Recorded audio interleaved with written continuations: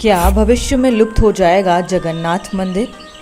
आपको बता दें कि श्री अच्युतानंद दास जी ने अपने ग्रंथ भविष्यमालिक में भविष्य में जगन्नाथ मंदिर के लुप्त हो जाने के लेकर भविष्यवाणी की है।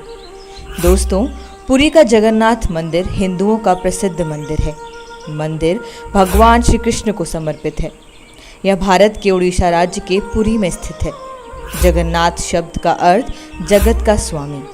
इस मंदिर को हिंदुओं के 4 धामों में से एक माना जाता है। यह वैष्णव संप्रदाय का मंदिर है जो भगवान विष्णु के अवतार श्री कृष्ण को समर्पित है। इस मंदिर का वार्षिक रथ यात्रा उत्सव प्रसिद्ध है। इसमें मंदिर के तीनों मुख्य देवता भगवान जगन्नाथ, उनके बड़े भाई बालभद्र और बहन सुभद्रा तीनों की मूर्तियों को सजाकर रथों में विराजमान कर नगर में बहुत ही भव्य यात्रा निकाली जाती है। आपको बता दें कि श्री जगन्नाथपुरी पहले नील माधव के नाम से पूजे जाते थे, जो भील सरदार विश्वासु के आराध्य देव थे। लगभग हजारों साल पहले भील सरदार विश्वासु नील पर्वत की गुफा के अंदर नील माधव जी की पूजा किया करते थे और मध्यकाल से ही यह उत्सव बहुत ही हर्षोल्लास के साथ मनाया जाता है। इसके साथ ही यह उत्सव भारत के ढेरों वैष्णव कृष्ण मंदिरों में मनाया जाता है और यात्रा निकाली जाती है। पूरी दुनिया के लोग भगवान जगन्नाथ पर विश्वास करते हैं और उनका मानना है कि भगवान जगन्नाथ उनकी मनोकामना भी पूरी करेंगे। लेकिन लोगों को ये बात हैरान कर देगी कि भविष्य में जगन्नाथ मंदिर लुप्त हो जाएगा, क्योंकि इसकी भविष्यवाणी श्री अच्युतानंद दास जी द्वारा लिखे गए ग्रंथ भविष्यमालिक में की गई है। इसके साथ ही उन्होंने अपनी भविष्यवाणी में भी लिखा है कि पुरी के इसी क्षेत्र में भगवान जगन्नाथ का जन्म होगा, क्योंकि अच्युतानंद जी ने अपनी भविष्यमालिक में लिखा है कि जब जगन्नाथ मंदिर में अनहोनी घटनाएं होंगी और मंदिर अपवित्र हो जाएगा, तब भगवान जगन्नाथ मंदिर छोड़कर वहां से चले जाएंगे और पुरी के ही किसी स्थान पर रहेंगे। आपको बता दें कि श्री अच्युतानंद दास जी द्वारा लिखित भविष्यमालिक में अभी तक जो बात लिखी गई है वो सब सच हुई है। हमारे पुराणों में लिखा गया है कि कलयुग के समय में जगन्नाथ मंदिर लुप्त हो जाएगा, क्योंकि जिस तरह से द्वापर युग में द्वारिका नगरी डूबी थी, वैसे ही जगन्नाथ मंदिर लुप्त हो जाएगा। ऐसा पुराणों में कहा गया है कि सतयुग में मनुष्य की लंबाई 32 फीट अर्थात 21 हाथ बताई गई और इस युग में पाप की मात्रा 0% होती है और पुण्य की मात्रा 100%। अब बात करते हैं त्रेता युग की।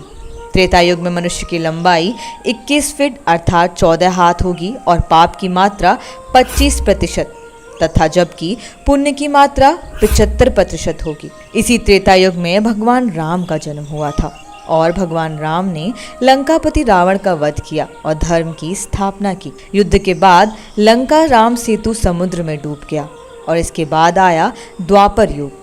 द्वापर युग में मनुष्य की लंबाई 11 फीट लगभग 7 हाथ बताई गई। इस युग में पाप की मात्रा 50% होती और पुण्य की मात्रा भी 50% थी।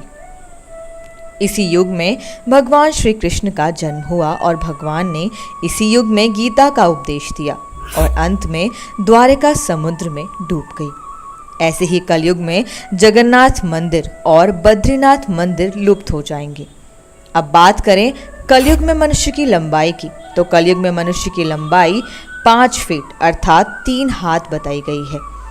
इस युग में पाप की मात्रा 75% होगी, जबकि पुण्य की मात्रा 25%। ये बात हमारे धर्म ग्रंथों में की गई है। अब हम बात करते हैं श्री अच्युतानंद द्वारा की गई भविष्यवाणी की। आपको बता दें कि अच्युतानंद द्वारा रचित भविष्यमालिक ग्रंथ 500 साल पुराना है। अच्युतानंद दास जी ने जगन्नाथ मंदिर को लेकर कई भविष्यवाणियां की हैं। उन्होंने ऐसा लिखा है कि इस युग में अकाल, भुखमरी, बीमारी, भूकंप और विस्फोट जैसी आपदाएं आती रहेंगी और यूरोप की लगभग सारी आबादी साफ हो जाएगी और कुछ समय बाद अमेरिका भी पानी में डूब जाएगा। उन्होंने भारत के बारे में लिखा है कि भारत का जगन्नाथ मंदिर पानी में डूब जाएगा। दोस्तों, हर अवधि के अंत में भारत के एक प्रमुख हिस्से को जलमग्न करने की प्रथा रही है, जैसे त्रेता युग में लंका और द्वापर युग में द्वारिका का जलमग्न हो गया। दोस्तों, आज की वीडियो में इतना ही। ज़्यादा जानकारी के लिए हमारे चैनल को सब्सक्राइब करें। धन्यवाद।